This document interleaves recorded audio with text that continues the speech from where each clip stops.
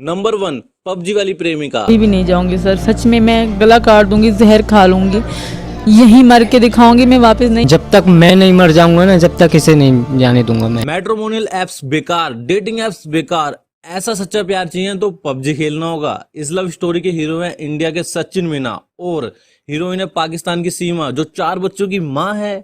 2020 में पबजी पर 2-4 chicken dinner मारते मारते कब सचिन को सीमा और सीमा को सचिन के प्यार का हेडशॉट लगा पता ही नहीं चला। फिर क्या प्यार हुआ, इकरार हुआ और दोनों एक दूसरे से मिलने के लिए सीमा पार करने को तैयार हो गए। 10 मार्च 2023 को सीमा सचिन नेपाल में मिले और शादी कर ली। 7 दिन बाद सीमा बच्चों को पाकिस्तान से इंडिया लाने को निकली और सचिन अपने घर। पाकिस्तान से सीमा ने 6 लाख की नेपाल के लिए टिकट ली, जिससे पहले वह नेपाल पहुंची और फिर ग्रेटर नोएडा। और फिर आया इनकी लव स्टोरी में ट्विस्ट। मतलब अभी शादी के सलाह मशवरे को लेकर ये दोनों जिस वकील के पास पहुंचे उसने ही इनकी पुलिस कंप्लेंट कर दी।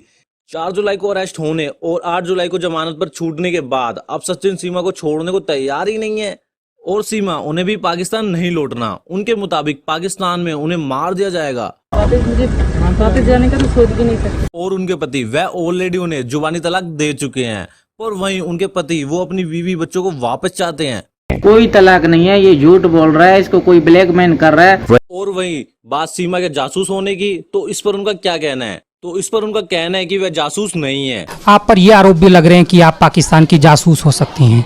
ऐसा कुछ नहीं है सर।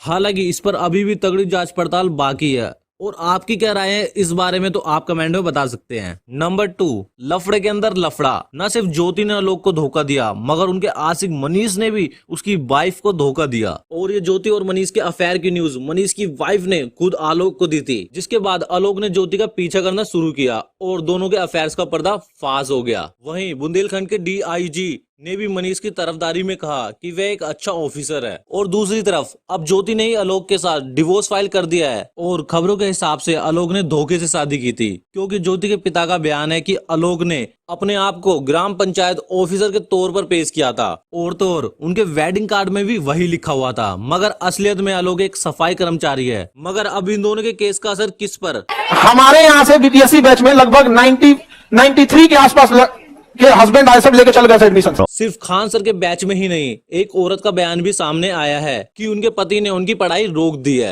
मेरे पति चाहते हैं कि अब हम भी नहीं आगे सक्षम हैं पढ़ाने में। मतलब कि बेटी पढ़ाओ मगर पत्नी नहीं का नारा बिल्कुल ही गलत है। पर अचानक से उभर रहे इस किस्से में मनोज दुबे की कुछ कंट्रोवर्सी भी सामने आई है, जहां 2020 में उनके ऊपर एक फीमेल होमगार्ड ने इल्जाम लगाया था कि मनीष उन्हें अकेले में मिलने की जिद कर रहे थे। अब मेरी माने तो ये किस्सा जल्दी सुलझने वालों में से नहीं है, इसलिए इस न्यूज की अपडेट जल्दी आप तक पहुंचेगी।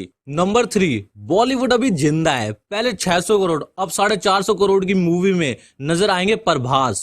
जी हाँ, सिर्फ 2 दिन के अंदर सलार के टीजर ने 100 मिलियन प्लस व्यूज क्रॉस कर लिए। वहीं पर अब इस टीजर में एक्साइटेड हुए फैंस ने KGF और सलार को जोड़कर कंपेयर किया है, जिसकी एक वीडियो मैंने भी बना रखी है कि KGF और सलार एक दूसरे से कैसे कनेक्टेड हो सकती हैं, जिसका लिंक डिस्क्रिप्शन में है। और फैंस के एक्साइटमेंट को समझा भी जा सकता है, क्योंकि देखो भाइयों, इस मूवी की अनाउंसमेंट हुई थी 2020 में और आज जाकर सबके बीच 1.5 मिनट का टीजर आया है। मतलब प्रभास इस मूवी के पीछे अपने 3 साल डाल चुके हैं। शायद राधेश्याम, साहो और आदिपुरुष करने के बाद प्रभास के डूबते करियर को सलार की मूवी ही बचाएगी। और दूसरी तरफ फैंस की खुशी का पिटारा रुके ही नहीं रुक रहा, क्योंकि अब जवान का भी ट्रेलर आ चुका है। जी हाँ, शाहरुख की इस साल आने वाली दूसरी फिल्म, इसमें शाहरुख के अलग अंदाज के साथ ट्रेलर में दीपिका पादुकोण, नयनतारा और विजय सेतुपति नजर आएंगे, जहां थैलापति के कैमियो की अफवाह भी सामने आ रही है। यानी जब बॉलीवुड के डूबने की खबर आई थी तो उसे पठान ने बचा लिया था,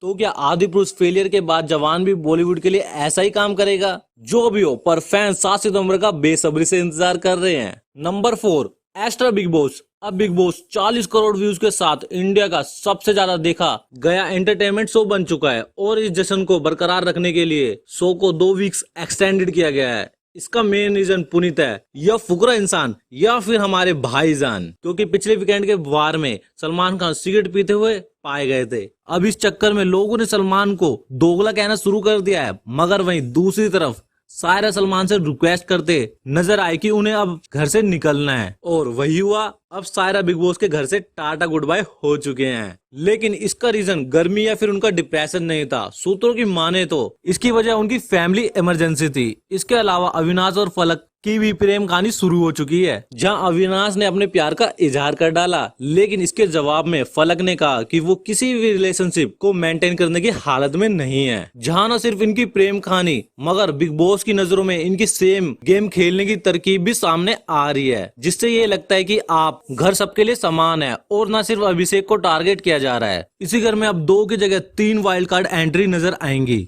जिसमें लोगों को लगता है कि एल्विस यादव और आशीष चंचलानी दिखेंगे, मगर तीसरा नाम कौन सा होगा वो आप कमेंट करके बताओ। नंबर 5, सब्जी लेने चलो सुनार के वहां। जब पहले लगते थे बैंक में सीसीटीवी कैमरे, और अब हर ठेले पर लगते हैं। और एक ने अपनी सब्जी चोरी होने के डर से बाउंसर को ही आयर कर डाला। उनका मानना था कि लोग चोरी तो कर रहे हैं मगर उसके साथ साथ मारामारी भी करते हैं। इसका मजाक उड़ाते हुए अखिलेश यादव ने भी कहा कि टमाटर को Z+ सिक्योरिटी दे दो। तो ये सारा माजरा है क्या? असल में अचानक से मौसम बदलने से सब्जी लाने वाले ट्रक की तादाद घट गई और सारे सब्जी के प्राइस बढ़ गए, जिसमें टमाटर और मिर्ची तो अब 200 रुपए किलो के पार है। इसके अलावा अदरक के भाव आसमान पर हैं। और गाइस, वीडियो अच्छी लगी हो तो वीडियो को लाइक कर दें और कमेंट में अपनी राय जरूर बताएं आपको कौन सा पार्ट सबसे ज्यादा पसंद आया। और ऐसे इंटरेस्टिंग फैक्ट्स वीडियो देखने के लिए चैनल को सब्सक्राइब कर लें। Thank you for watching this video.